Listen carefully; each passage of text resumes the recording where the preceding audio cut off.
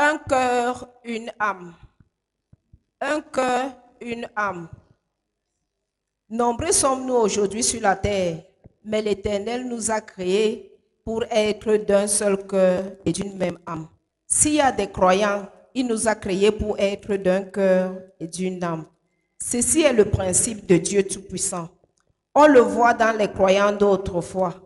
Ils étaient d'un cœur, d'une âme. En dépit de leur statut, en dépit de leur niveau de vie, en dépit de tout ce qu'ils traversaient, ils sont restés d'un cœur et d'une âme. Dans Acte 4, verset 32, il nous est dit que la multitude de ceux qui avaient cru n'était qu'un cœur et qu'une âme. Ils croyaient en Jésus. Bien qu'étant nombreux, ils étaient d'un cœur, ils étaient d'une âme.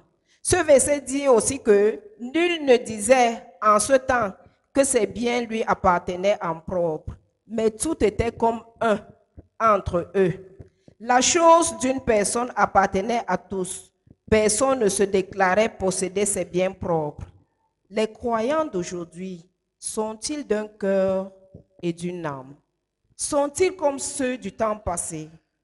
En d'autres termes, nous croyants d'aujourd'hui, sommes-nous d'un cœur et d'une âme?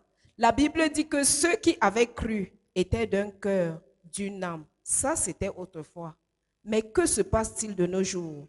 C'est la haine qui domine. Nul ne veut voir l'autre. Dans la même assemblée pourtant, même étant dans la même maison, l'autre ne veut voir sa sœur. Quel Dieu adorons-nous, bien-aimés? Sommes-nous réellement d'un cœur? Sommes-nous réellement d'une âme comme autrefois? Si ceci se passe sur la même église qu'un pasteur ne veut voir l'autre, ainsi que les chrétiens, qui sommes-nous? Que faisons-nous? Dans la même assemblée, les gens se malparlent entre eux dans la même église. Ils malparlent même de l'homme de Dieu. En ce jour, si tu es parmi ceux-là, tu es encouragé à embrasser la vérité.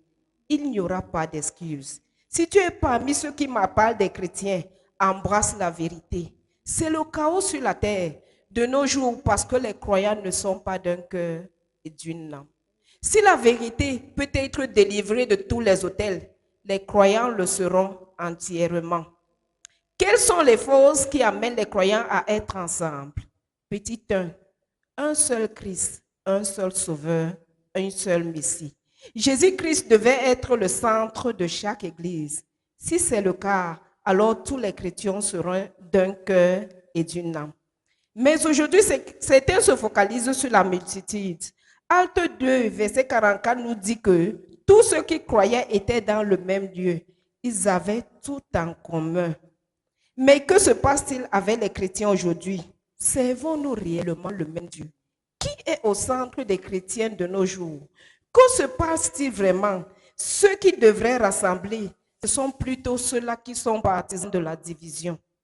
Dans Jean 15, versets 1 à 2, Jésus-Christ dit, « Je suis le vrai cep et mon Père est le vigneron. Tout sarment qui est en moi et qui ne porte pas de fruits, il le retranche. Et tout sarment qui porte du fruit, il l'amende afin qu'il porte encore plus de fruits. » Quelles sont les forces qui animent les chrétiens aujourd'hui? En deuxièmement, nous devrons avoir le même but, le même objectif, celui de gagner des âmes pour Christ, pour amener les pécheurs à la repentance. Un cœur, une âme. En petit 3, nous devrons avoir le même message. Les chrétiens doivent avoir une seule voix, la venue de Jésus-Christ. Il est le chemin, il est la vérité, il est la vie. De même, nous devrons être d'un cœur et d'une âme, mais seulement parce qu'il y a division, il y a plus de chaos. Un cœur, une âme. Nous sommes un, bien-aimés, nous sommes un au nom de Jésus-Christ. Les chrétiens d'aujourd'hui ne sont pas d'un même cœur, d'une même âme. Voilà pourquoi tout est dans le désordre. Le passage de ce jour est tiré de Éphésiens 4, du verset 4 au verset 16, la version Louis II que nous lisons. Je lis. Il y a un seul corps et un seul esprit, comme aussi vous avez été appelés à une seule expérience par votre vocation. Il y a un seul Seigneur, une seule foi, un seul baptême, un seul Dieu et Père de tous, qui est au-dessus de tout, et parmi tout, et en tout. Mais à chacun de nous, la grâce a été donnée selon la mesure du don de Christ. C'est pourquoi il est dit, étant monté en haut, il a amené des captifs et il a fait des dons aux hommes. Or, que signifie il est monté, sinon qu'il est aussi descendu dans la région inférieure de la terre, les cieux, afin de remplir toutes choses. Et il a donné les uns comme apôtres, les autres comme prophètes, les autres comme évangélistes, les autres comme pasteurs et docteurs, pour le perfectionnement des saints, en vue de l'œuvre du ministère et de l'édification du corps de Christ, jusqu'à ce que nous soyons tous parvenus à l'unité de la foi et de la connaissance du Fils de Dieu, à l'état d'homme fait à la mesure de la stature parfaite de Christ, par la tromperie des hommes, par leur ruse dans les moyens de séduction, mais que, professant la vérité dans la charité, nous croisions à tous égards en celui qui est le chef, Christ. C'est de lui et grâce à tous les liens de son assistance que tout le corps, bien coordonné et formant un solide assemblage, tire son accroissement selon la force qui convient à chacune de ses parties et se défie lui-même dans la charité. Parole du Seigneur. Dans ce passage, il est question d'un seul corps et d'un seul esprit. Au verset 5, il y a un seul Seigneur, une seule foi, un seul baptême. Chrétiens, pourquoi sommes-nous séparés?